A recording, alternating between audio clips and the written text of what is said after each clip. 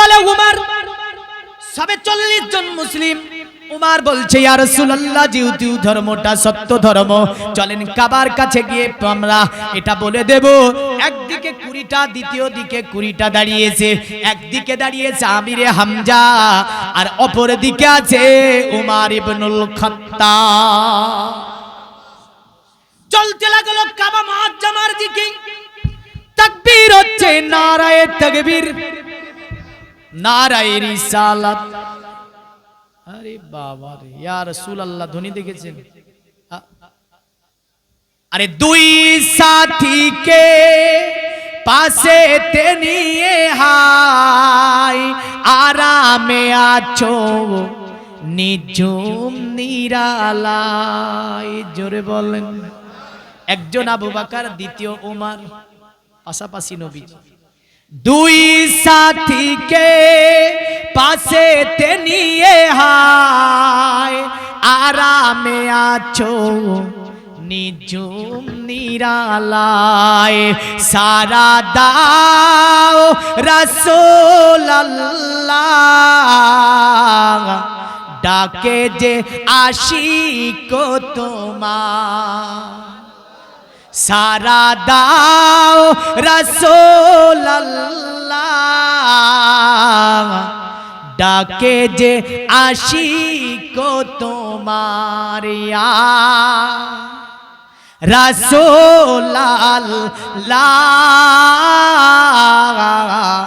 ইয়া হাবিবাল্লাহ, সকলে ডাকিয়া রাসূলুল্লাহ, ইয়া হাবিবাল্লাহ। নূরেতে উজ্জ্বল চেহারা তোমার, দেখিলে হারাম দুজখেরি নাম। জোরে বলে, আর একটু জোরে বলতে হবে। নূরেতে উজ্জ্বল চেহারা তোমার, দেখিলে হারাম দুজখেরি নাম। তুমি কবে দিবে এ মুলাকাত, দিদার দাও আমারে। জোরে জোরে জোরে জোরে। তুমি কবে দিবে এ মুলাকাত, দিদার দাও আমারে। ইয়া রাসূলুল্লাহ, ইয়া হাবিবাল্লাহ, ডেকে নাও রাসূলুল্লাহ, রওজা পাকের কিনারে। জোরে বলুন। ডেকে নাও রাসূলুল্লাহ, রওজা পাকের কিনারায়। আল্লাহুম্মা আলা সাইয়্যিদিনা মাওলানা ওয়া আলা আলি সাইয়্যিদিনা ওয়া আলি সাইয়্যিদিনা মাওলানা মুহাম্মদ সাল্লাল্লাহু আলাইহি ওয়াসাল্লাম।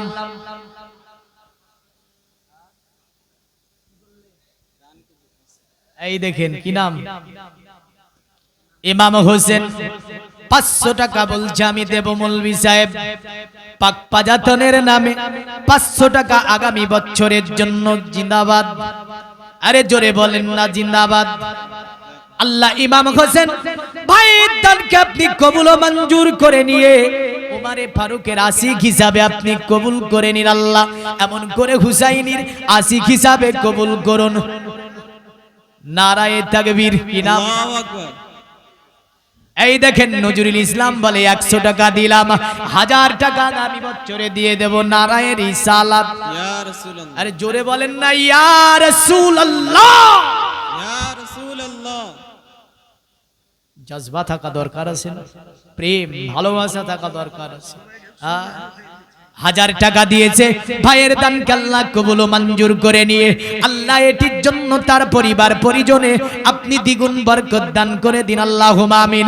আল্লাহ আমার রাসূলের ওসিলায় বরকত দিন, সমস্ত পরিবার পরিজন এমন ব্যবসা বাণিজ্য খেতে খামার থেকে নিয়ে সমস্ত কিছুতে আল্লাহ বরকত দিন, সকলে বলুন। দুটি দল লাইন বুঝলেন চলে যায়, একদিকে খাত্তাবের ছেলে উমার তলোয়ার আছে হাতে, দ্বিতীয় দিকে আমিরে হামজা। মক্কার জিনারা দুইজনই বীর পুরুষ, জোরে বলেন সুবহানাল্লাহ। মক্কার মানুষেরা বলে মুহাম্মাদের এত বড় স্পর্ধা হয়ে গেছে, আজকে আমাদের মক্কাতে ডাইরেক্ট বলে আল্লাহু আকবার, ডাইরেক্ট আল্লাহর ধ্বনি লাগাই, এত বড় মুহাম্মাদের স্পর্ধা হয়ে গেছে। গেটটা খুলে দৌড় দিয়ে বেরাতে গিয়ে আবার দেখে উমার বেরানো যায় না, গেট খুলে আবার বেরাতে যাই, টং করে পিছনে, এই উমার নারায়ে তাকবীর, আল্লাহু আকবারের ধ্বনি লাগিয়ে দুটি লাইন কাবা মুআজ্জামার দিকে চলতে থাকে। বেঈমানেরা বলে এত বড় স্পর্ধা, আবার গেট খুলে জট করে বের হতে যায়। দেখে একদিকে আমিরে হামজা, দ্বিতীয় দিকে রাসূলের সাহাবী হযরতে উমার। বলে তাজ্জুব, উমার গেল মারতে, ইসলো মরে। হায় হায় বলে দরজা বন্ধ করে দেয়, আর বলে উমার কাজটা ভালো করনি। কি বলে? কাজ ভালো হয়নি, তুমি গেলে মারতে, গিয়ে আসলে মরে, তুমি গেলে মারতে আবার ফিরে আসলে মারতে, নবীকে মারবো বলে এখন আমাদেরই মারবে, সঙ্গে সঙ্গে অ্যাকশন না।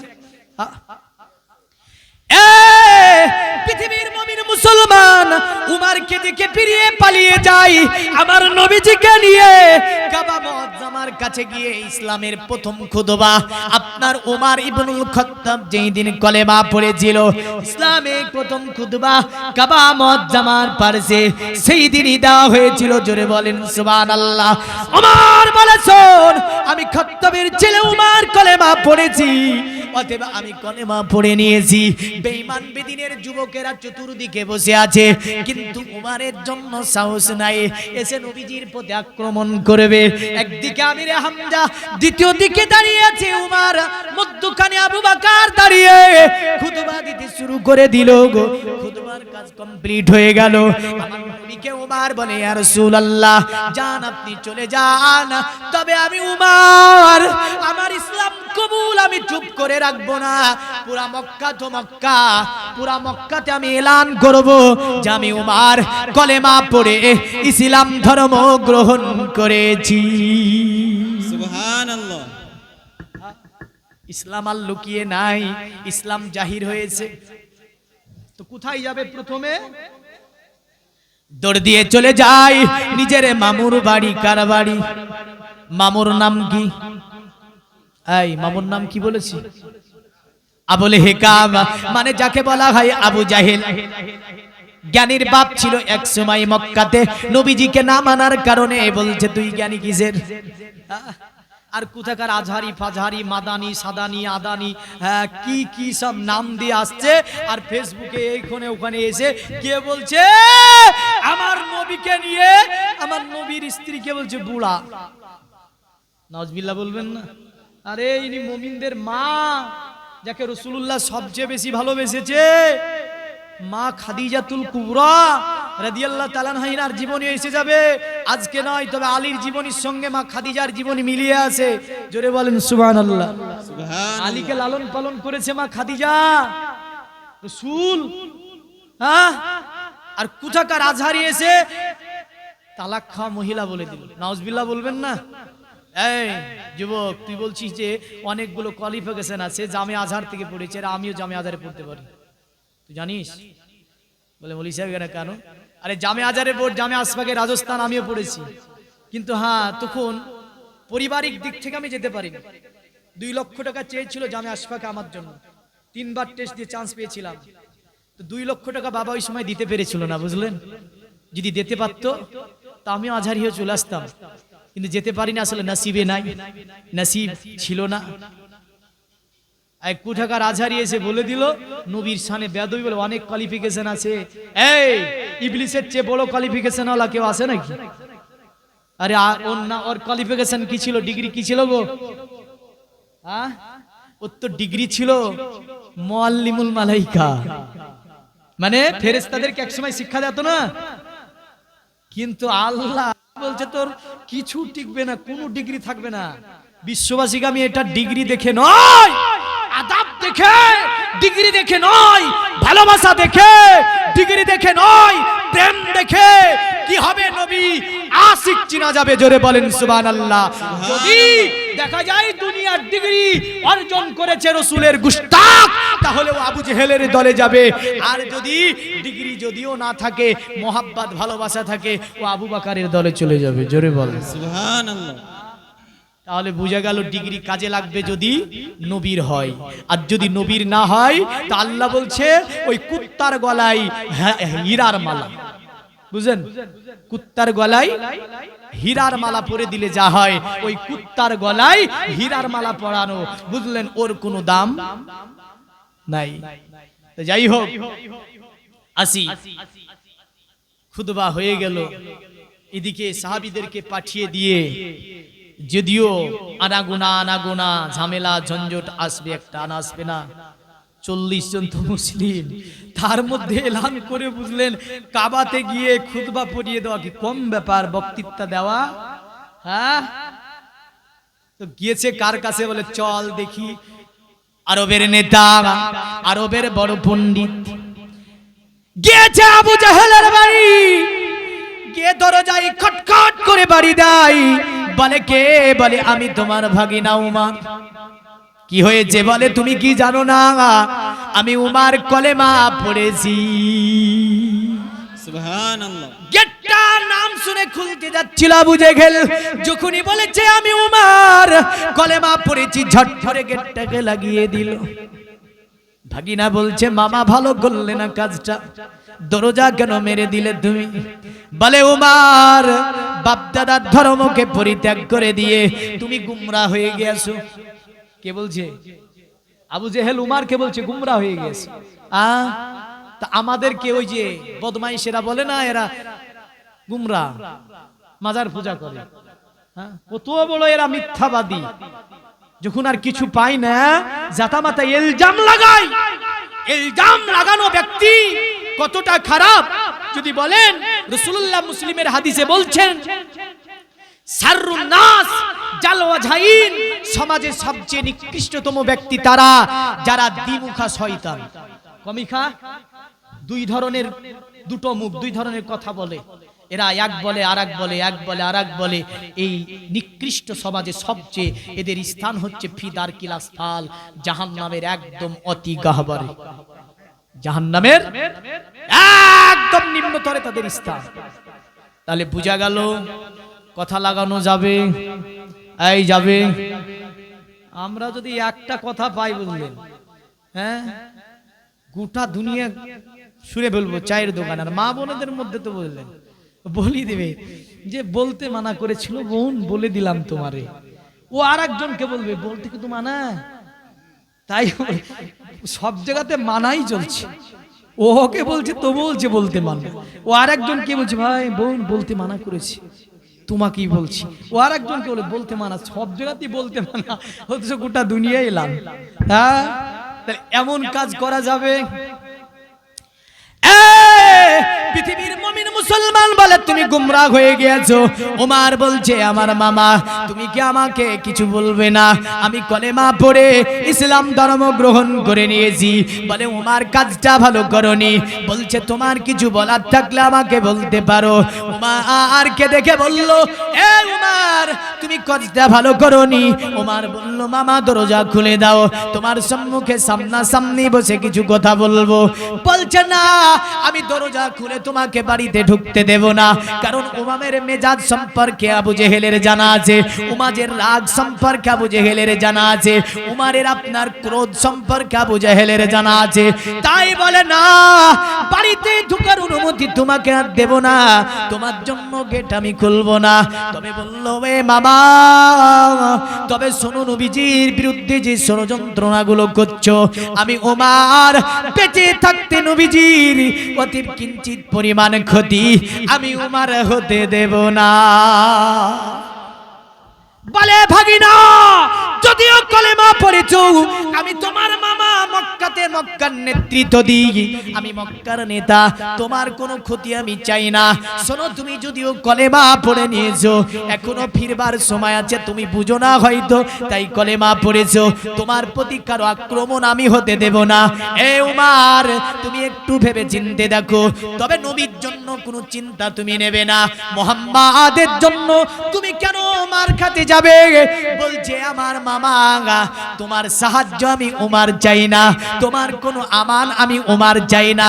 এ মামা, তবে শোনো, মুহাম্মাদের ব্যাপারে যদি কিঞ্চিত পরিমাণ বেদবি আমি উমার আমার সম্মুখে করে ফেলে, আমি উমার যদি সুযোগে পেয়ে যায়, তবে তার ফয়সালা উমারের কাছে কতল করে দেব। উমার ওখান থেকে আবার চললো, আরেকজন নেতার গেটের কাছে গিয়ে টং টং টং টং করে বাড়ি দেয়। বলে কে? বলে আমি খাত্তাবের ছেলে উমার। কি হয়েছে? বলে শুনেছো, খাত্তাবের ছেলে উমার কলেমা পড়েছে। সুবহানাল্লাহ। উমার, তুমি পথভ্রষ্ট হয়ে গিয়েছো, দরজা খুলবো না। বলে কি জন্য আমার বাড়িতে বাড়ি দিয়ে বলতে এসেছো?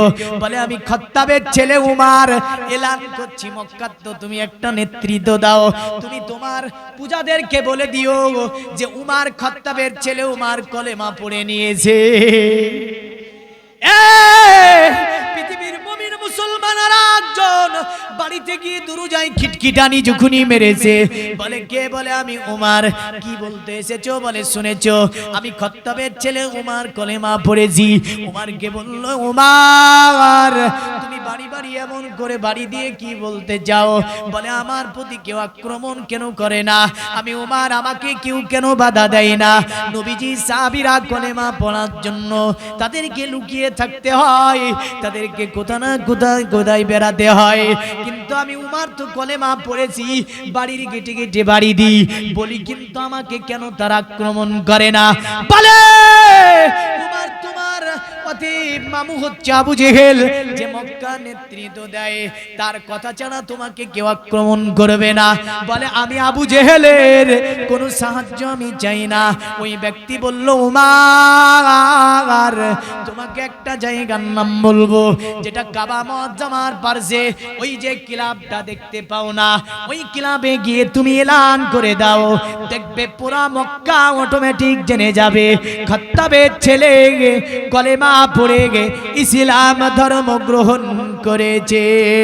আল্লাহুম্মা সাল্লি আলা সাইয়্যিদিনা মাওলানা মুহাম্মদ ওয়া আলা আলি সাইয়্যিদিনা ওয়া আলা আলি সাইয়্যিদিনা মাওলানা মুহাম্মদ। ओ जिसके लिए महफिल कौनीन सजी है,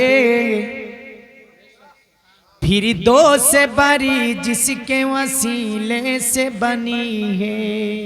सुभान अल्लाह। ओ जिसके लिए महफिल कौनीन सजी है, फिर दो से बरी जिसके वसीले से बनी है।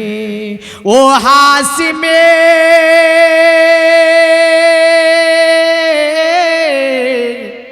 ओ हासिमी मक्की मदानी उल अरबी है, ओ मेरा नबी मेरा नबी मेरा नबी है ओ मेरा नबी मेरा नबी मेरा नबी है ओ मेरा नबी मेरा नबी मेरा नबी है अल्लाह का फरमा अलम नशरह लक सदरक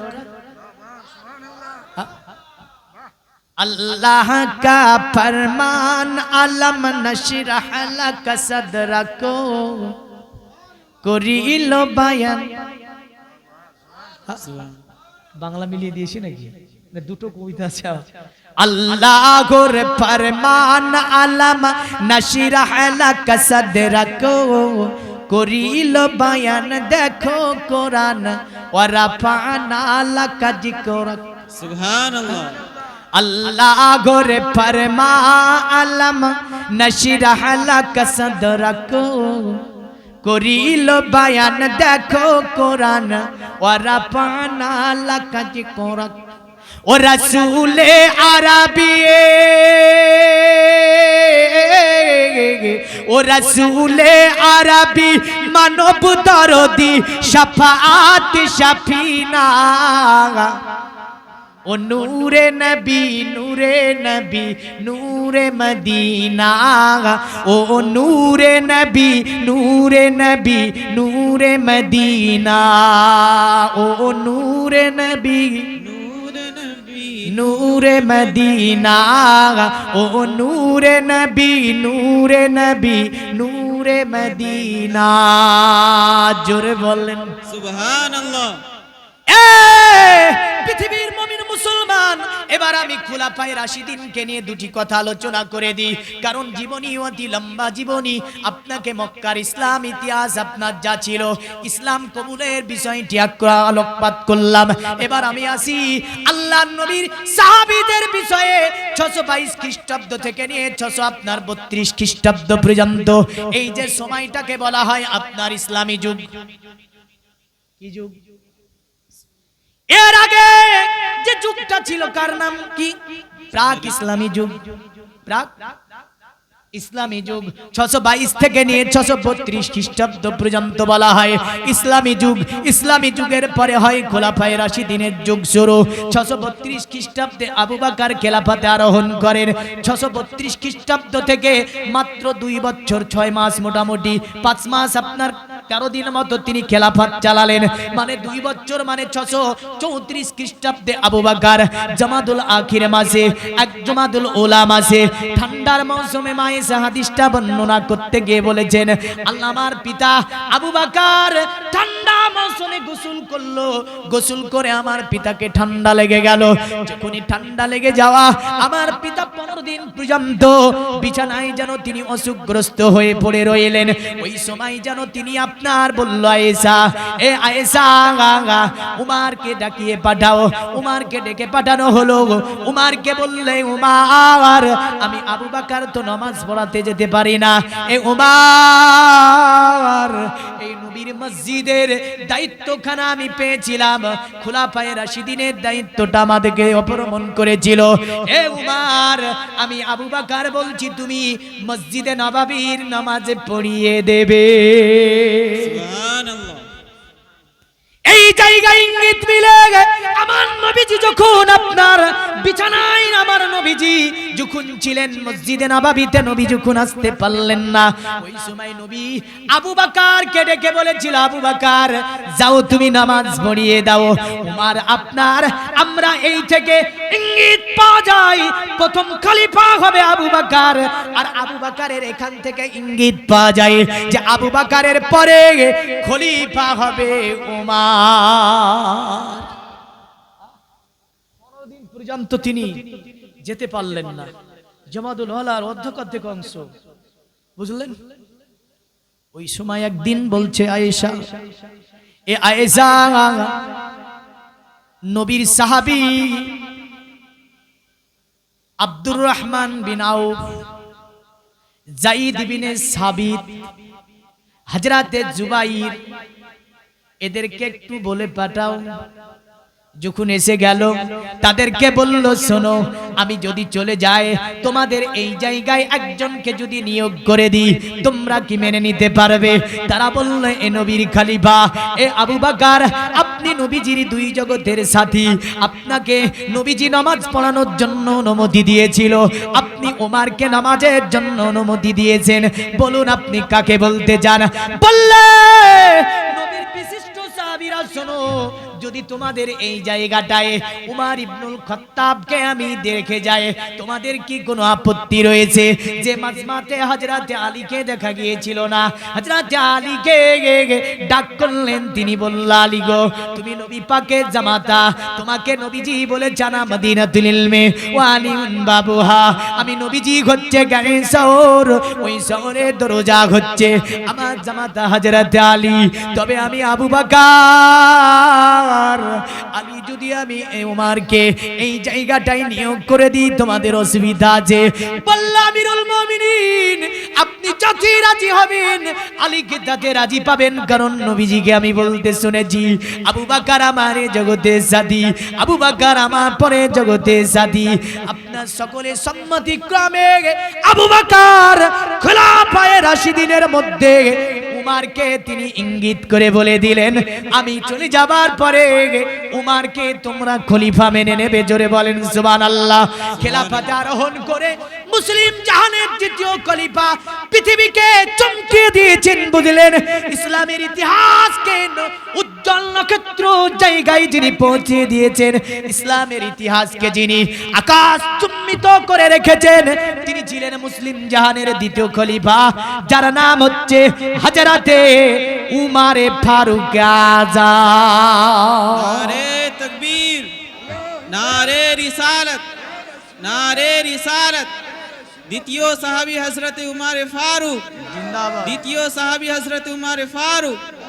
নারে তকবীর, নারে রিসালত।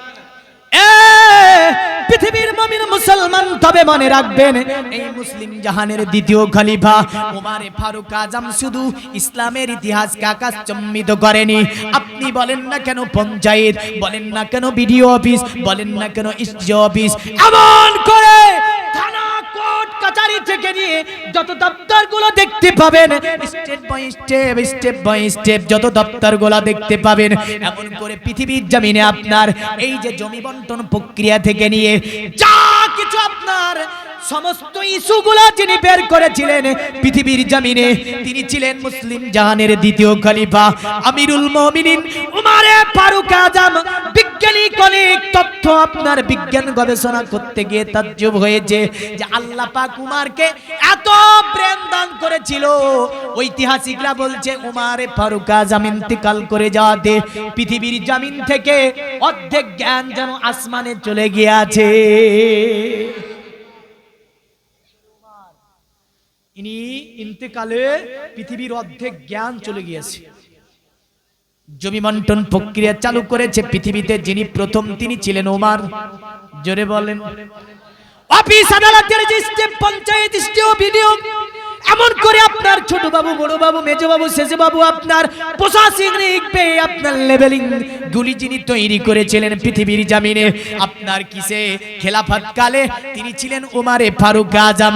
তাই কিয়ামতের সকাল পর্যন্ত ইতিহাসিকদেরকে, বিজ্ঞানী থেকে নিয়ে, জ্যোতিষী থেকে নিয়ে পৃথিবীতে যত জ্ঞানী গুণীরা আছে, যাদেরকে অনুসরণ করতে হবে উমরের পিরিয়ডকে, উমরের পিরিয়ডকে অনুসরণ না করে চলার কোনো রাস্তা তারা পাবে না। উমর ফারুক আযম, তবে তিনি আপনার এমন উদারত ছিলেন, নিজের জন্য কোনো ভাতা নিয়োগ করলেন না। সকলে একত্রিত হয়ে বলল, এ আমিরুল মুমিনিন, আপনি তো নিজের জন্যই কিছু নিতে চান না, তবে আমরা আপনার জন্য একটা বেতনের ব্যবস্থা করব। মন্ত্রী কোটা চালু হয়েছে উমর থেকে। জোরে বলেন। আমাদের দেশে মন্ত্রী কোটা আছে দেখেন না, কারণ মন্ত্রীদের তো বেতন নাই, কোটা আছে। উমর ফারুক আযমের সময় কোটার চালু হয়েছে, কারণ পৃথিবীতে উমরের পিরিয়ডকে ছেড়ে দিয়ে একদম পৃথিবী অচল হয়ে যাবে। এ ছিল উমরের পিরিয়ড, বুঝলেন? হযরতে উমর ফারুক আযম সিংহাসনে আরোহণ করে তিনি ডানে বামে চতুর্দিকে দেখলেন। তিনি দেখলেন মুলকে শাম, মুলকে সিরিয়া থেকে নিয়ে, বাগদাদ থেকে নিয়ে, মিশর থেকে নিয়ে, এমন করে ইরাক, ইরান, ফিলিস্তিন, আফগানিস্তানের মাটিতে পর্যন্ত ইসলামের দাওয়াতকে তিনি কোনায় কোনায় পৌঁছে দিয়েছিলেন। তিনি বলেছিল নবীজি যদি উদারতা, মানবতা, নবীজি যদি ভালোবাসা দিয়ে ইসলামকে প্রচার করা আমি উমার আমাকে না শিখিয়ে দিত, পিটিয়ে যদি ইসলাম পড়া শেখানো হতো, গোটা পৃথিবীকে আমি উমার পিটিয়ে কলেমা পড়ে দিতে পারতাম। এই শক্তি উমারের কাছে এসেছিল। কিন্তু ইসলাম তো পিটিয়ে নয়, ভালোবাসা দিয়ে, মোহাব্বত দিয়ে, প্রেম দিয়ে, উদারতা দিয়ে ইসলাম প্রচার হয়েছে, না হয়নি? কিছু নাস্তিক বেরিয়েছে বললেন এরা আবার মুসলিমদের নিয়ে কি করছে, বিভিন্ন কিছু, কোন কোরআনের উপর বেয়াদবি, কখনো উমারের উপরে বেয়াদবি, বলছে উমার বানিয়ে বানিয়ে আয়াত তৈরি করেছে। বলুন এর আগে, হ্যাঁ? আরে তোর মতো আবু জেহেল কত জন্ম নিয়েছে, সবগুলো পায়খানার মধ্যে আল্লাহ ঢুকিয়ে দিয়েছে। কিসের মধ্যে? টয়লেটের বাথরুমে ঢুকিয়ে দিয়েছে। আবু জেহেলের কোথায় আছে? আবু জেহেল টয়লেটের মধ্যে নাই, কারণ তার বাড়িতে কি তৈরি করা হয়েছে? টয়লেট তৈরি করা হয়েছে, কারণ ওখানে যাবে দুনিয়ার মানুষ আর ওখানে টয়লেট করবে। হ্যাঁ, তাহলে বোঝা গেল নবীর না হলে দুনিয়ার মানুষ তোর মাথার উপরে পায়খানাই করবে। তো দেখেন এবার খলিফার এটা একটা আগিয়ে দিই নাকি? চতুর্দিকে ইসলামের আবাদ। আমিরুল মুমিনিন উমর ইবনুল আস কে বললেন, মিশরকে তিনি জয় করলেন। উমর ইবনুল আস কে বললেন, তোমাকে মিশরের কাজী নিয়োগ করে দিলাম আমি। মিশরের কাজী নিয়োগ করলেন উমর ইবনুল আসকে। ওমর কি ছিলেন দেখেন, তারপরে তার খেলাফতে উদারতা, মানবতা, তার পরিবার পরিজন কেমন করে চলাফেরা করে আমরা যদি দেখতে যাই তাজ্জুব হব। আর এখন যদি একটু কিছু পেয়ে যাই, 17 লাখ টাকা দামের কার, বাড়ির পাঁচকার মানুষটার আর হাড়ি জ্বলে না, ওর বাড়ি আছে 5 বার ঘর, আর এর বাড়িতে টিন দিয়ে পানি পড়ে। আল্লাহ বলছে, শুন বান্দা, আমি ছেড়ে দিয়েছি কিন্তু ছাড় দিইনি, লাগান আছে আমার। আল্লাহ বলছে, বানাইনা ফাওকাকুম সাবআন শিদাদা ওয়া জাআলনা সিরাজাও ওয়া হাজা ওয়া আনজালনা মিনাল মুসিরাতি মাআ সাজ্জাজা লিনুখরিজা বিহি হাব্বাও ওয়া নাবাতাও ওয়া জান্নাতিন আলফাফা ইন্না ইয়াউমাল ফাসলি কানা মিকাতা। আমি তোমাদের উপরে 7টি আসমানকে বড় মজবুত করে বানিয়েছি, চন্দ্র সূর্য গ্রহ তারা দিয়ে তাকে সজ্জিত করেছি, কালো কালো মেঘ দিয়েছি, পানি বর্ষণ হয় যা থেকে তোমরা অনেক ধরনের ফলমূল তৈরি করো। কিন্তু বান্দা মনে রাখিস, ইন্না ইয়াউমাল ফাসলি কানা মিকাতা, একটা দিনকে আমি আল্লাহ নির্ধারণ করেছি, যেই দিন তোর লাগানটাকে ধরে এক টান দেব, পৃথিবীর কোন শক্তি তোকে রাখতে পারবে না। পারবে? পারবে না। তাহলে লাগান ধরে যেদিন টান মারবে সেদিন তোর 5 বার ঘর না বার কিরিয়ে দিবে। হ্যাঁ, বার করবে না? করবে না?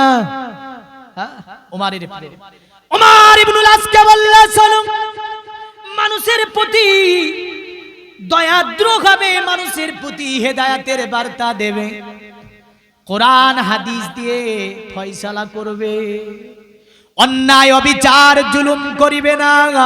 আমি উমর আমার আদালতে যদি অন্যায় অবিচার জুলুম চলে আসে, যার শাস্তি কিন্তু উমর আদালতে খুব কঠিন হবে।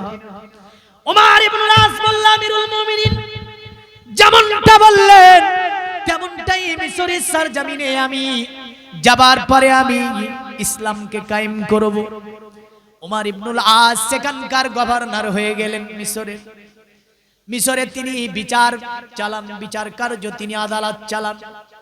হঠাৎ করে একদিন মিশরের একদল মানুষ এসে বলল, এ কাজী, এ আমাদের আমির কাজী, একটা আপনার কাছে আমরা অনুমতি চাইব, কারণ আপনি তো মিশরের নতুন গভর্নর হয়েছেন, এই আমাদের কাজী, আমাদের সরকার, অতএব আমাদের মিশরে যে নীল নদটা প্রবাহিত হয়েছে, এই নীল নদে পানি নাই এখন। আমরা প্রতি বছর একটা পরমা সুন্দরী যুবতী মহিলাকে লাল পাড়িয়া সাগরি পরানোর পরে মিশরের নীল নদে যাবার পরে চতুর্দিকে ধূপবাতি আগরবাতি জ্বালিয়ে একটা পূজা দিই, তারপরে মিশরে অটোমেটিক পানি চলে আসে, মেয়েটি সেখানেই থেকে যায়। এটা প্রাচীন যুগ থেকে আমরা করে আসছি। আপনি তো আমাদের নতুন সরকার, এটার জন্য আপনি আমাদেরকে অনুমতি দেন। আমার ইবনুল আস বলল, ইসলামে এমন কোন বিধান নাই যে কোন জায়গাতে পানি প্রবাহমান করার জন্য কোন সেখানে মেয়েকে নিয়ে যাবার পরে সেই মেয়েটাকে কুরবানি করা লাগবে, বা তার চতুর্দিকে লাল পাড়িয়ে শাড়ি পরে চতুর্দিকে ধূপবাতি আগরবাতি জ্বালানো লাগবে। ওমর ইবনুল আস এই কথা বলাতে তারা চলে গেল, বলে আমরা তাহলে মিশরে থাকবো না, মিশর থেকে অন্য কোথায় চলে যাব। ওমর ইবনুল আস দেখলো তারা আপনার পুটলা পাটলি বাঁধিয়ে যেন মিশর থেকে যাবার জন্য তৈরি। সঙ্গে সঙ্গে একটা চিঠি লিখলেন মদিনার আপনার খলিফা আমিরুল মুমিনিনকে। আমিরুল মুমিনিন সালাম দিলেন, দেবার পরে চিঠিটা লিখে দিলেন, আমি মিশরের অতএব কাজী আপনি আমাকে বানিয়েছেন, মিশরের অবস্থা বড় খারাপ, মিশরে এই ঘটনাগুলি জন্য আমাকে অনুমতি চাই, আমি অনুমতি দিইনি, এই কারণে মিশর ছেড়ে মিশরের মানুষেরা অন্য জায়গায় চলে যাবে। এই ব্যাপারে আপনি কি বলতে চান? দুধ চিঠিটা নিয়ে মদিনার খলিফা আমিরুল মুমিনিন হযরত ওমরের দরবারে যখন আসলো, ওমর চিঠিটাকে খুলে দেখে তাজ্জুব হয়ে সঙ্গে সঙ্গে একটা চিঠি লিখছে, জোরে বলেন সুবহানাল্লাহ। চিঠি লিখছে, আমিরুল মুমিনিন আমি মদিনার খলিফা ওমর বলছি, এ মিশরের নীল নদ শোন, যদি তুই আল্লাহর হুকুমে প্রবাহিত হয়ে থাকিস তাইলে প্রবাহিত হয়ে যাবি, আর যদি তুই নিজের শক্তিতে মনে করিস প্রবাহিত হোস, আমি ওমর বলছি জীবনে তোকে আর কোনোদিন প্রবাহিত হতে হবে না। দূতকে বলল চিঠিটা নিয়ে চলে যাও, ডাইরেক্ট যাবার পরে মিশরের নীল নদে নিক্ষেপ করবে। উমর ইবনুল আসকে বলবে চিঠিটা যেন মিশরের নীল নদে দিয়ে দেয়। দূত আপনার রাত্রিতে নিয়ে যাবার পরে চিঠিটা মিশরে যখন পৌঁছে গেল, রাত্রি অবস্থায় উমর ইবনুল আস চিঠি দিয়ে পেল, বলল এই চিঠিটা নীল নদকে দিয়েছে আমাদের সরকার, মিশরের নীল নদকে দিয়েছে। উমর ইবনুল আস চিঠিটা খুলে দেখে তাজ্জুব হয়ে গেলেন, নিয়ে তিনি কি করলেন, মিশরের রাত্রি অবস্থায় তিনি আপনার যাবার পরে যখনই মিশরের নীল নদে, শুকনো নীল নদে উমরের চিঠি ফেলে দেওয়া হলো, সঙ্গে সঙ্গে চিঠি পড়তি একদম 10 ফুট 10 গজ উঁচু হয়ে মিশরের নীল নদে পানি প্রবাহিত হয়ে গেল। আল্লাহু আকবার, আল্লাহু আকবার, ইয়া রাসূলুল্লাহ, জিন্দাবাদ, জিন্দাবাদ, জিন্দাবাদ, জিন্দাবাদ, আল্লাহু আকবার, জিন্দাবাদ, আল্লাহ। এ ছিল আপনার মুসলিম জাহানের দ্বিতীয় খলিফা। কিয়ামত পর্যন্ত ঐতিহাসিক লিখছে, কিয়ামত পর্যন্ত কোনদিন কাত্তরে আর এই মিশরের নীল নদ শুকাবে না, কারণ এই মিশরের নীল নদের চিঠি দেওয়া আছে মুসলিম জাহানের দ্বিতীয় খলিফা উমরে ফারুক আজমের। জোরে জোরে জোরে। চার চিঠি শুধু বাদশা নয়, রাজা নয়, মানুষ নয়, জিন নয়, পৃথিবীতে যদি কোনো সমুদ্র শুকনো সমুদ্রতে নিক্ষেপ করা হয়, পানি আসতে বললে এসে যায়, শুকাতে বললে শুকিয়ে যায়। সুবহানাল্লাহ। পৃথিবীর মুমিন মুসলমান, তবে মিশরের নীল নদের পানি শুকিয়েছিল। একজন খলিফা, তার বর্ণনা একদিন পরে আসবে। কয়দিন পরে? কাল নাই, পশু আসবে আবার। এই নীল নদকে শুকিয়েছিল, মানে একদম শুকায়নি, পানি কমিয়ে দিয়েছিল যিনি আলী ছিল। সুবহানাল্লাহ, সুবহানাল্লাহ। কাসার বাড়ি বুঝলেন নীল নদে, তো এক কাসার বাড়িতে বুঝলেন 1 ফুটের নিচে পানি নেমে চলে গেল। সুবহানাল্লাহ। হ্যাঁ, এ ছিল আলী। তো আলীর দিন বলবো না কি বলো, আজ তো শুনে কাজ নাই। খুলাফায়ে রাশিদিন উমর ফারুক আজমের ইনসাফ, তিনার আহকাম, তিনার মানুষের প্রতি দয়া দরিদ্র কেমন ছিল তিনি যদি দেখতে যান। আপনাদের ইমাম সাহেব বলছিল না, রাতের অন্ধকারে ঘোড়া নিয়ে বেরিয়ে যায়। আমিরুল মুমিনিন নিজের বাড়ি কেমন ছিল বাবু, বেটার নাম আব্দুল্লাহ, কি নাম, বকরা আপনার ঈদুল ফিতরের সময় বাচ্চাটি আব্বাকে বলছে, আব্বা তুমি আমিরুল মুমিনিন? বলে হ্যাঁ। বলে মিশরে তুমি মিশরের নাই, তুমি দুনিয়ার রাষ্ট্রপতি এখন, কারণ মদিনার খলিফা তুমি আব্বা। এই যে সামনে ঈদ, আব্বু তুমি আমার জন্য কই কোনো নতুন জামা ক্রয় করলে না? আমিরুল মুমিনিন বলে, বেটা এই ঈদে নিয়ে দেব না, সামনে ঈদে দেব। সুবহানাল্লাহ। এ নেতা, তুমি কি জানো আজকে যদি উমারের মতো একজন খলিফা পৃথিবীর জমিনে জন্ম নিয়ে নেয়, মানুষের মধ্যে অভাবন্টন থাকবে না, অত্যাচার থাকবে না, জুলুম থাকবে না, মসজিদের ইমামের অবস্থা এমন হবে না। খারাপ বলছি নাকি গো? হ্যাঁ, কিন্তু উমারের জীবন দেখেন, বেটাকে বলছে, বেটারে তুমি তো জানো আমি মিশর নয়, আমি রাষ্ট্রপতি মদিনার, কিন্তু আমি উমার কোষাগারের মাল আমি খরচ করি না। জোরে বলেন সুবহানাল্লাহ। আমি উমার দিই কিন্তু নিই না।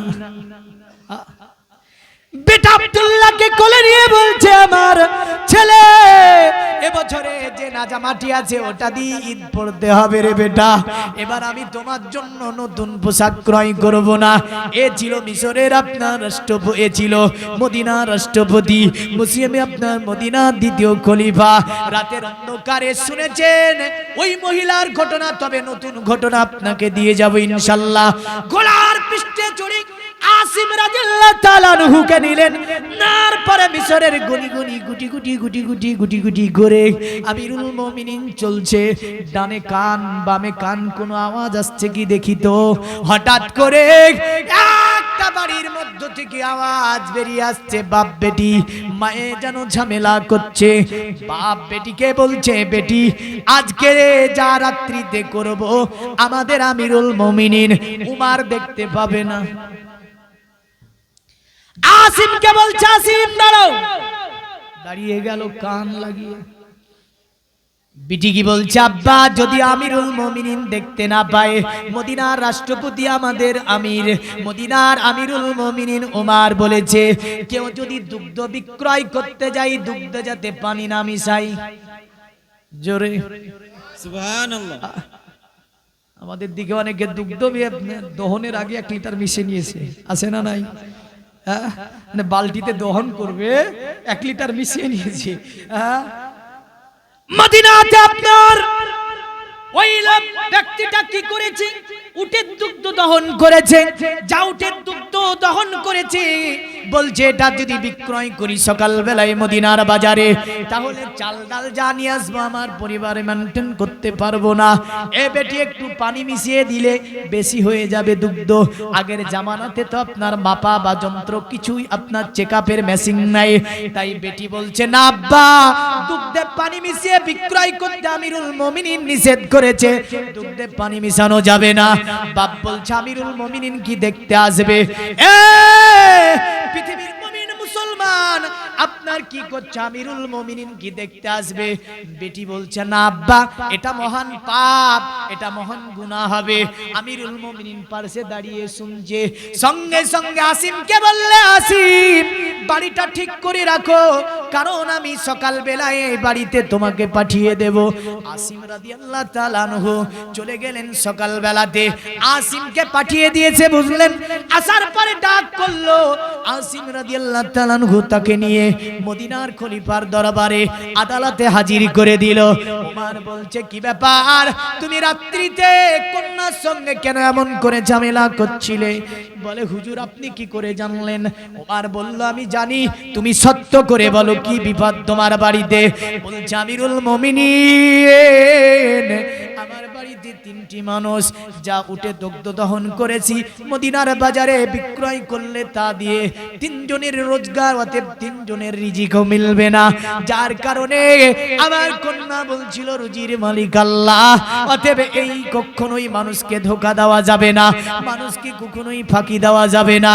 সঙ্গে সঙ্গে উমার বলছে, এ ব্যক্তি তুমি আমার মদিনার আদালতে বিচারটা দায়ের করতে পারতে, তোমার বাড়ির অববন্টন আমি উমার নিশ্চয়ই সেটা আমি পূরণ করে দেব। সুবহানাল্লাহ।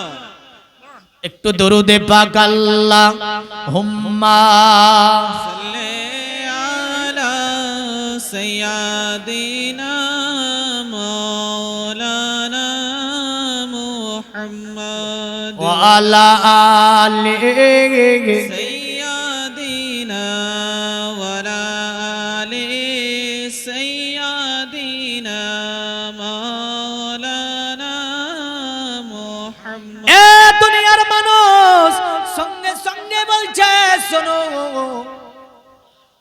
তুমি আমাকে কেন জানালে না? ওই ব্যক্তি বলছে, হুজুর আমার বাড়িতে একটা যে কন্যাটা আছে ওই কন্যাটার বিবাহ দিতেও তো কিছু মাল লাগবে, তাও আমার কাছে নাই। ওমরে ফারুক আজম বললে, তুমি আমাকে কেন জানালে না? সঙ্গে সঙ্গে দরবারে বলছে, কে আছে এর কন্যাকে বিবাহ করবে? মনে রাখবেন তবে এটা কিন্তু উমারেরই বংশের একটা আপনার, কারণ এই বংশটা উমারেরই বংশের মধ্যকার একজন মানুষ ছিল। সঙ্গে সঙ্গে আসিম বলছি, আমিরুল মুমিনিন আপনি যদি আমাকে বলেন এর কন্যাকে আমি বিবাহ করে নেব, হযরত আসিমের সঙ্গে তার বিবাহ আমিরুল মুমিনিন পড়িয়ে দিলেন। আর এই কন্যাটির গর্ভ থেকে দুনিয়ার জমিনে জন্মগ্রহণ করেছিল যিনি, তিনার নামই ছিল ওমর বিন আব্দুল আজিজ। সুবহানাল্লাহ সুবহানাল্লাহ। ওমর বিন আব্দুল আজিজ ইনি একটা বড় বাদশা ছিলেন। এই মেয়েটার গর্ভ থেকে তিনি জন্ম নিয়েছিল, ওমরের বংশের মধ্যে পড়ে নারা, জোরে বলেন সুবহানাল্লাহ। নায়েবে ওমর কি বলা হয়? নায়েবে উমার, দ্বিতীয় উমার। মানে হাদিসগুলো যখন অবলুপ্ত হচ্ছিল মানুষের মুখে মুখে, হাদিস সংকলনের প্রক্রিয়া যিনি সর্বপ্রথম চালু করেছিলেন তিনি ছিলেন উমর বিন আব্দুল আজিজ, জোরে বলেন সুবহানাল্লাহ। সুবহানাল্লাহ সুবহানাল্লাহ। বিরাট জ্ঞানী বাদশা ছিলেন তিনি। যদিও আমরা উমাইয়া পিরিয়ডের বাদশা, উমাইয়াদের তিনি ছিলেন, উমাইয়া গোষ্ঠীর বাদশা ছিলেন। উমাইয়াদের মধ্যে এত বড় ধার্মিক বাদশা, এত বড় আপনার মানে উমর বিন আব্দুল আজিজের পরে এত বড় উমাইয়া পিরিয়ডে বাদশা তৈরি হয় নি। এত নবীর আশিক প্রেমিক ছিলেন। তো মা ভালো ছিল না? মা ভালো ছিল তাই ফল ভালো ছিল, বাপও ভালো ছিল বলে ফল ভালো হচ্ছিল। আর যদি তাহলে গেল, হ্যাঁ না, তাহলে ভালো হয়ে চলার চেষ্টা করতে হবে না? পৃথিবীর মুমিন মুসলমান উমরে ফারুক আজম রাদিয়াল্লাহু তাআলা আনহুর এই খেলাফতের কালে আমি বলেছি ইরান থেকে নিয়ে বাদশা কাইসার পর্যন্ত বড় ভয় করতে গিয়ে দেখে, জোরে বলেন সুবহানাল্লাহ। হারকিলিয়াস বাদশা পর্যন্ত সিলিন্ডার হয়েছিল অটোমেটিক, যার কাছে তিনি ছিলেন আল্লাহর নবীর খলিফা হযরত আপনার আমার নবী পাকের আপনার খলিফা হযরত উমরে ফারুক আজম রাদিয়াল্লাহু তাআলা আনহু। শুধু তাই নয়, একজন আপনার ইরানি বাদশা উমরের দরবারে সিলিন্ডার হতেছে 5000-এরও অধিক সৈন্য নিয়ে মদিনাতে তিনি প্রবেশ করেছিলেন একটা ভুলের জন্য। কটা ভুল? তাকরিবান সেটা হজের মাস ছিল। তোমার বললেন বাদশাহ তুমি তো 5000 সৈন্য নিয়ে আমার দরবারে এসেছো, আমি হজ করতে যাব, হজ করে এসে তোমার সঙ্গে আরামসে বসে কথা বলবো, সময় দেব, আপ্যায়ন করব, কলেমা পড়াবো। তো বাদশাহ বলল, হে আমিরুল মুমিনিন আমাকেও নিয়ে চলেন। তো এই বাদশাকে নিয়ে মদিনার খলিফা মক্কাতে আসলেন। বুঝলেন, মক্কাতে এসে ওই বাদশার পায়ের নিচে যে তাহবানটা পদে ছিল, বাদশাহী মুকুর মানে তাহবান, সেটা ঝুলছিল, লটকাতে ছিল। উমর চলছিলেন কাবার আগে আগে, আর এই বাদশাহ চলছিলেন কাবার মানে উমরের পিছে পিছে। আর একজন কুরাইশ বংশোদ্ভূত মানুষ, সেই ব্যক্তি বাদশার ওই তাহবানের উপরে পা উঠে যায়। ঘুরে দেখে বললেন ওই বাদশাহ। এক চল মারাতে এই ব্যক্তির বুঝলেন নাক দিয়ে রক্ত বেরিয়ে গেল। আমিরুল মুমিনিন ওমর বাদশার দিকে তাকালেন, কলেমা পড়েনি কিন্তু বাদশা এসে পড়াবে। হজ কমপ্লিট করলেন, মদিনা মক্কার বিচার চলে গেল মদিনার আদালতে। জোরে বলেন সুবহানাল্লাহ। সুবহানাল্লাহ। মক্কার বিচার গেল মদিনার আদালতে। এই ব্যক্তিটা বিচার পেশ করে দিল যে আমাকে যে চড় মেরেছে বাদশা, এর বিচার আপনাকে করে দিতে হবে। হাজারো জনতা, 5000 আপনার সৈন্যদল নিয়ে বাদশা ইরানি বাদশা আছে সেখানে। আমিরুল মুমিনিন আদালতে বসেছি। আমাদের আদালত হলে কি করব? আরে কাগজটাকে ছিঁড়ে হয়তো টেবিলের তলে ভরে দেব। হ্যাঁ, এই কাগজের আবার কোনো দাম আছে নাকি? আমিরুল মুমিনিন বিচার করবেন। বাদশা ভাবছে যে আমি বাদশা, কলেমা পড়ার জন্য অনেক সৈন্যদল নিয়ে এসেছি, বিচার নিশ্চয় আমার জন্য উমারের দরবারে কতটা কঠিন হবে না। বাদশা আপনার উমারের আদালতের বিচার দেখুন। উমার বলছে বাদশা, এ বাদশা আমি উমার, এটা আমার আদালত, অতএব তোমার যদি ওই ব্যক্তির কাছে যে কোনো মর্মে তুমি ক্ষমা চেয়ে নাও, যদি সে ক্ষমা করে দেয় আমি উমারের আদালত থেকে তুমি মাপ পেয়ে যাবে। আর যদি ব্যক্তি তোমাকে ক্ষমা না করে, উমারের আদালতে যেটা ইনসাফ সেটা বিচার হবে। সুবহানাল্লাহ। আরো জোরে বলেন সুবহানাল্লাহ। সুবহানাল্লাহ। বলল তাই নাকি? বলে হ্যাঁ। বলে ঠিক আছে, আমি বাদশা। উমারকে কাছে গিয়ে বলছে আপনি তো এখানকার খলিফা, আমি বাদশা, ও তো একটা সাধারণ মানুষ। বাদশা সাধারণ মানুষের মধ্যকার বিচার কেমন হয় আপনি তো জানেন। উমার বলছে ইসলামে কোনো বাদশা, কোনো রাজা, কোনো মহারাজা, কোনো মালদার, কোনো গরিব, কোনো ফকির, কোনো মিসকিনের বিচারের কাছে তারতম্য নাই। শরিয়াতের বিচার বাদশার জন্য যেটা হবে, ফকিরের জন্য সেটা হবে, মালিকের জন্য যেটা হবে এমন ভাবে গোলামের জন্য সেটা হবে, মালদারের জন্য যেটা হবে এমন করে একজন অতএব নিরীহ মানুষের জন্য তাই হবে। উমার বলছে এ বাদশা, যদি মাপ চেয়ে না হয়, আমি উমারের আদালতের চতুর্দিকে মক্কা মদিনার অধিবাসী বসে আছে, আমি উমার অনুমতি দেব ওই ব্যক্তিটা উঠে তোমাকে একটা জোরে চড় মারবে। এটাই হচ্ছে উমারের আদালতের বিচার। বিচার শুনে বাদশা তাজ্জব, বলে সাধারণ একটা মানুষ আর আমি ইরানি বাদশা আমাকে চড় মারবে। বলল দাঁড়িয়ে, আমিরুল মুমিনিন একটা দিন আমাকে আমান দিন, ভাবার জন্য টাইম দিন। আমি বাদশা রাত্রিতে চিন্তা করে আগামী কাল আপনাকে বলবো মাপ চাইবো নাকি চড় খাবো। বললে বাদশা তবে আমি উমার, যতই চেষ্টা করো না কেন উমারের আদালতের বিচার চেঞ্জ হয় না। সুবহানাল্লাহ। সুবহানাল্লাহ। চেঞ্জ হবে টাকা দিয়ে, ঘুষ দিয়ে হবে না, কিন্তু আমাদের আদালতে হবে না, হবে না। টাকা যার, বিচার তার, যেদিকে টাকা ওইদিকে যাবে মাবে। হায় হায়, দুনিয়াতে কি চলছে। তবে মনে রাখিস আসছে দিন, আমাদের একজন নক্ষত্র চম্মিত একজন আলিমে দিন মুফতি সালমান আজহারি সাহেব জিন্দাবাদ বলেন। গুজরাট পুলিশ যাকে অ্যারেস্ট করেছিল, মোটামুটি 9 মাস পরে আজকে হয়তো জামানত করা হলো। গতকালকে সুপ্রিম কোর্ট রায় দিয়ে দিয়েছে যে তাকে জামিন দিতে হবে। কয় মাস পরে?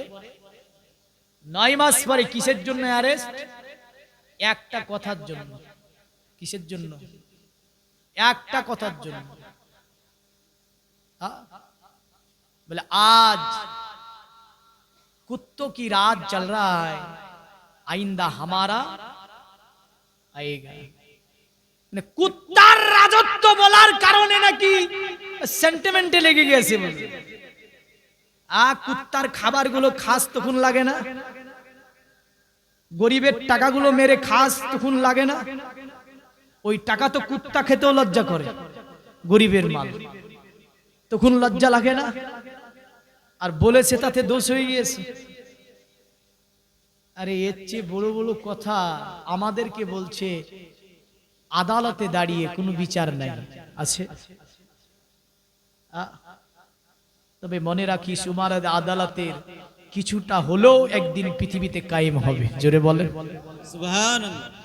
উমারের আদালত কিছুটা হলেও কিয়ামত ইমাম মাহদী আলাইহিস সালাম কিয়ামতের আগে দুনিয়াকে কায়েম করবে।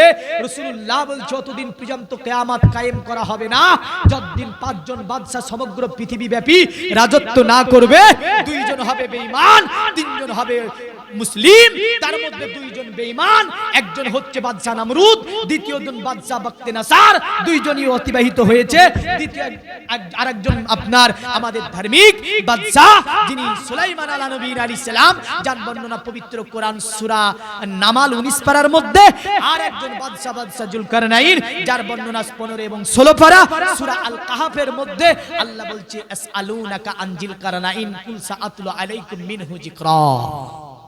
এই জুলকারনাইন ধার্মিক বাদশা, আর একজন বাদশা নবীজি বলছেন আসবে, বিশ্বব্যাপী রাজত্ব করবে, জিনার নাম আমার নামে হবে, জিনার মায়ের নাম আমার মায়ের নামে হবে, জিনার নাম হবে মোহাম্মদ, মায়ের নাম হবে আমেনা, বাবার নাম হবে আব্দুল্লাহ। তবে মানুষ তাকে চিনে থাকবে ইমাম মাহদী আলাইহিস সালাম নামে। জোরে বলেন আসছে। ঠিকই তো বলেছিল তিনি, এই কথাটাই তিনি বুঝাতে চেয়েছিল ওই জায়গায়। কিন্তু আসল বিষয়টা হচ্ছে অ্যালার্জি থাকলে যা হয়।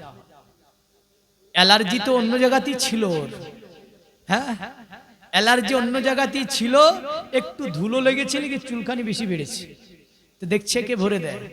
9 মাস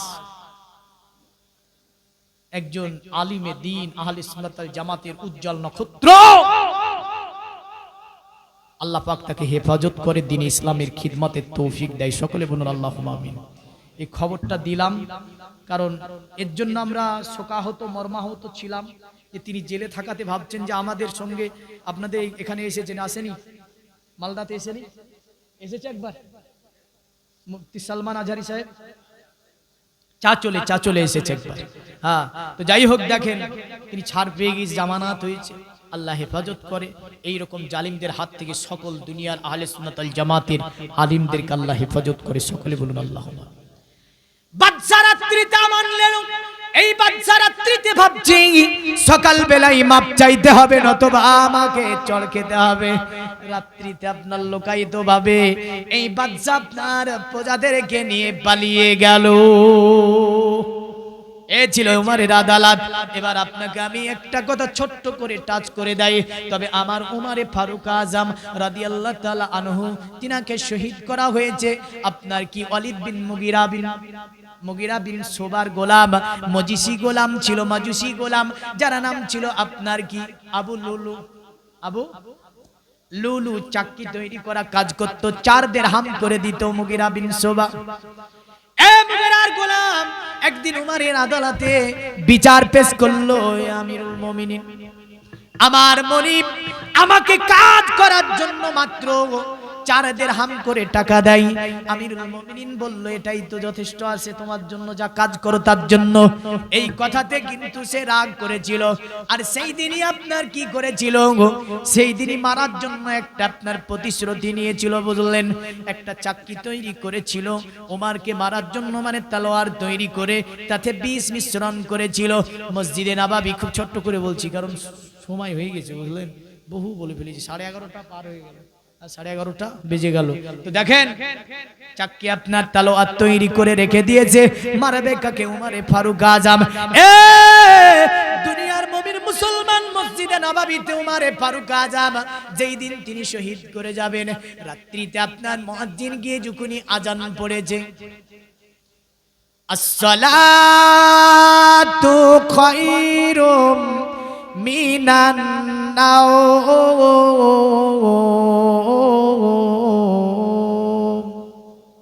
ফজর আজানে এটা আছে না?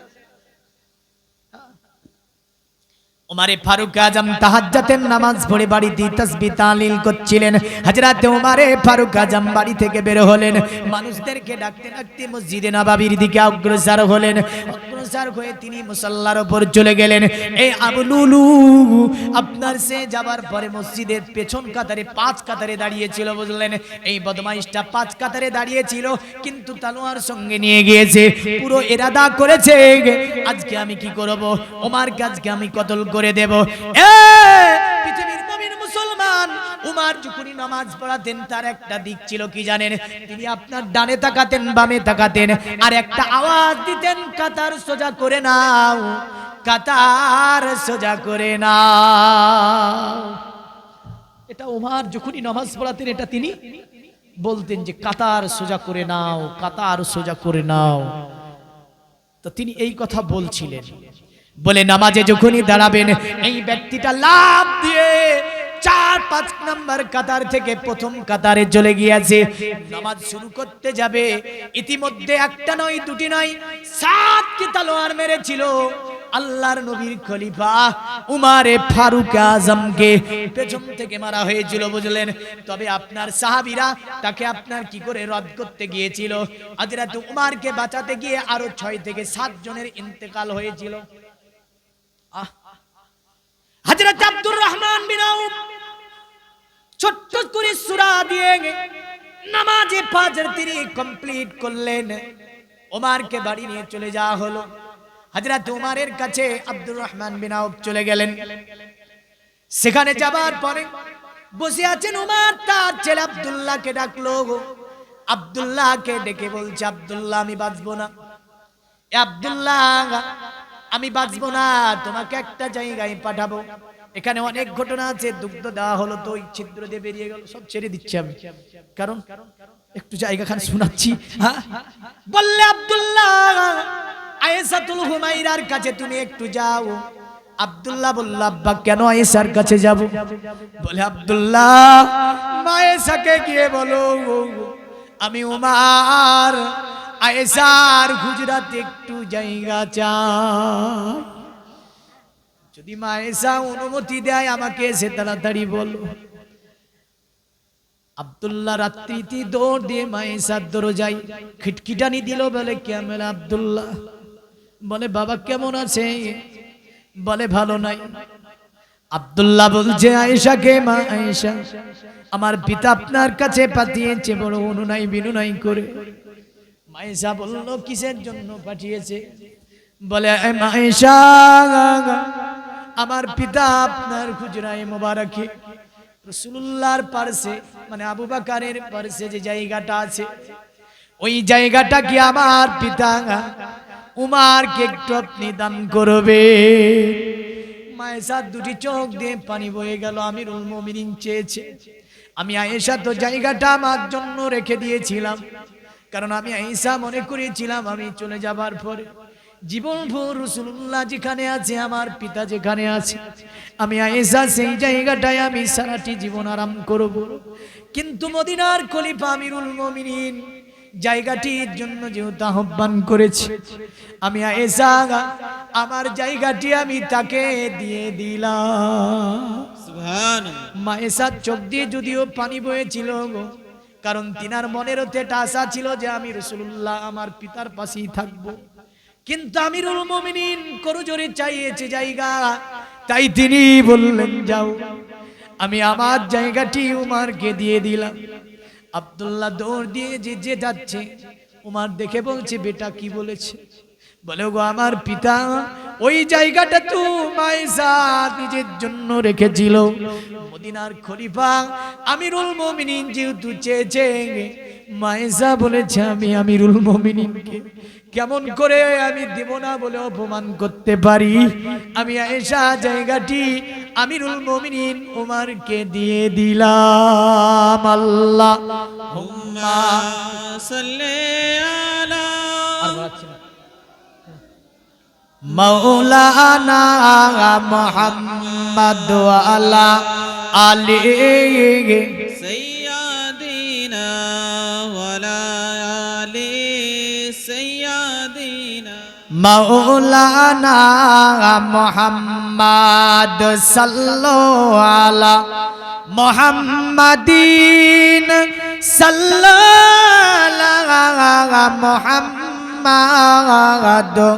हरदम जुबान से निकालो पाक नामी मोहम्मद हरदम जुबान से निकालो सफियाना मोहम्मद अरे तेरी नस्ले पाक में बाचा बाचा नूर का सुभान अल्लाह तू है आगले नूर का तेरा सब घराना नूर का জোরে বলবেন না এটাই শেষ ছন্দ ভাবছেন যে আরো শুনবো না আগামী কাল আবার এখান থেকে তেনার ইন্তেকাল বলে দিয়ে তৃতীয় খলিফা নির্বাচন কি করে হলো এই ঘটনা থেকে এসে যাবে হ্যাঁ দেখেছেন अरे तेरी नस्ले पाक में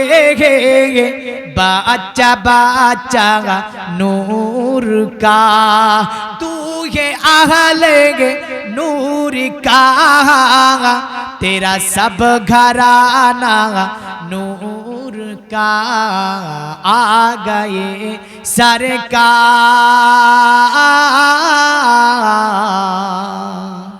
आ गए सरकार अरे नारियों का दार था दिल जल रहा था नूर का जोरे बोलो सुभान अल्लाह सदका लेने नूर का आहे तेरा नूर का आ गए सरकार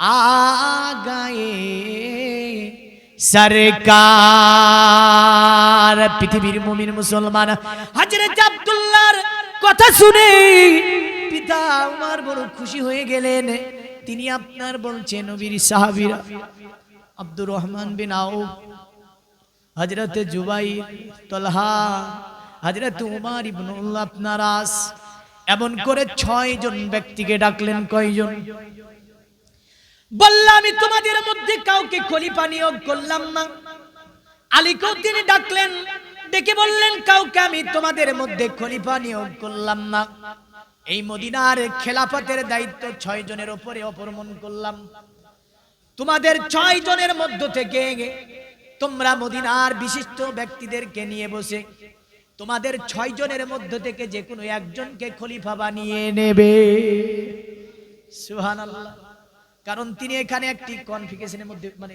কনফিউজের মধ্যে ছিলেন যে এই 6 জন নবী পাকের বদরি সাহাবী যারা নবী পাকের জামাতা আছে 2 জন শুধু একজন জামাতা নয় আলী কি শুধু জামাতা ভাবে অনেকে কিন্তু জুন্নুর আইন আছে দুটি নূরের অধিকারী যিনি রাসূলের 2 জন কন্যাকে বিবাহ করেছিল জোরে বলেন হ্যাঁ তিনি আছে হযরত জুবাইর আছে হযরত আব্দুর রহমান বিন আউফ আছেন বিখ্যাত সাহাবীরা তো তিনি তাই ভাবলেন যে এই 6 জন ব্যক্তিকে দায়িত্ব দিয়ে যাব কিন্তু উমর জানে খলিফা কে হবে জোরে বলেন জানে না কিন্তু ডাইরেক্ট যদি বলে দিয়ে যান অসুবিধা আছে তাই তিনি বললেন যে 6 জনের উপরে দায়িত্ব দিলাম আমি এই খেলাফতের ভার তোমরা 6 জনের মধ্য থেকে খলিফা বানিয়ে নেবে আমিরুল মুমিনিন হযরত উমর ফারুক আযম রাদিয়াল্লাহু তাআলা আনহু তিনি আপনার দুনিয়া জমিনে যখন এই 6 জনকে দায়িত্ব দিলেন তারপরে আল্লাহ নবী সাহাবী উমর আল্লাহকে বলছো গো আমার আল্লাহ মদিনার জমিনে আমি খেলাফত চালালাম 1 নয় 2 নয় 634 খ্রিস্টাব্দে খেলাফত আরোহণ করলেন 644 থেকে 46 খ্রিস্টাব্দ চালাল 44 10 বছর কয় বছর 10 বছর আবু বকর হলো 2 বছর আর উমর কয় বছর দীর্ঘ 10 বছর ধরে খেলাফত চালালেন আল্লাহকে বলছো আল্লাহ খেলাফত চালাতে গিয়ে আমি উমার জীবনে কোনোদিন তোমার রাজদরবারের কোষাগারের মাল আমি অন্যায় অত্যাচার জুলুম বা আমি বেআইনি ভাবে খরচ করিনি আল্লাহ। তবে আমি উমার যদি আমার কাছে কেউ কিছু পেয়ে থাকো বলে দাও। আব্দুল্লাহকে বললে, আব্দুল্লাহ শোনো, খেলাফতে কোষাগারের মালে যত রকমের আমি উমার যা কিছু নেওয়া দেওয়া গুলো আছে, এ আব্দুল্লাহ শোনো, আমার মাল থেকে বিক্রি করে সেগুলো পূর্ণ করে দেবে। আর যদি তা থেকে পূর্ণ না হয়, আমি উমার বলছি কুরাইশদের কাছে চেয়ে নেবে। চেয়ে নেওয়ার পরে এই কুরাইশ নেতৃবৃন্দুর কাছ থেকে নিয়ে সেগুলো তুমি পূর্ণ করে দেবে। খবরদার, এই ওসিয়তটা যেন তোমার মনে থাকে। আর আমাদের দিকে যদি 10 লাখ আমার বাপ মেরে চলে যায় বলে থাক, যদি পাই বলে বাপ মরে গিয়েছে ওর কাছে দেখে নেগা, এ কি ছেলে গো, এটা একটা জল্লাদ। হ্যাঁ, বাপ ধার করে রেখে গিয়েছে কোন দোকানে 500 খান টাকা, তো ছেলে শোধ করতে পারে না, সে তো জল্লাদ গো। হ্যাঁ, আরে বাপ মাল রেখে গিয়েছে, মাল থেকে হলো ওই বাপের ঋণ পরিশোধ আগে করতে হবে। খবরদার। আল্লাহ পাক আপনাকে আমাকে সকলকে দুনিয়ার জমিনে রাসূলের ভালোবাসা, রাসূলের প্রেম, আহলে বায়াতের প্রেম, সাহাবাদের প্রেম, খোলাফাদের প্রেম নিয়ে দুনিয়ার জমিনে 5 ওয়াক্ত নামাজ পড়ার তৌফিক এনায়েত করে। সকলে বলি আল্লাহুম্মা আমিন। ওয়া আখিরি দাওয়ানা আনিল হামদুলিল্লাহি রাব্বিল আলামিন। বলার মধ্যে ভুল ত্রুটি মার্জনীয়। আবার গজল দুদিন আছে, মেলা গজল শোনাবো, চিন্তা কোথায়? হ্যাঁ হ্যাঁ না আবার হ্যাঁ দেখেছেন, সে এখনো একটা বলে ইয়া রাসূলুল্লাহ, মোহাব্বত ভালোবাসা। ইয়া রাসূলুল্লাহ,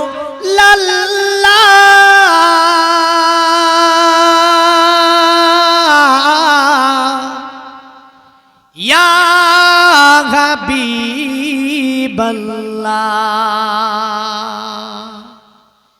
ইয়া রাসূলুল্লাহ, ইয়া হাবিবাল্লাহ।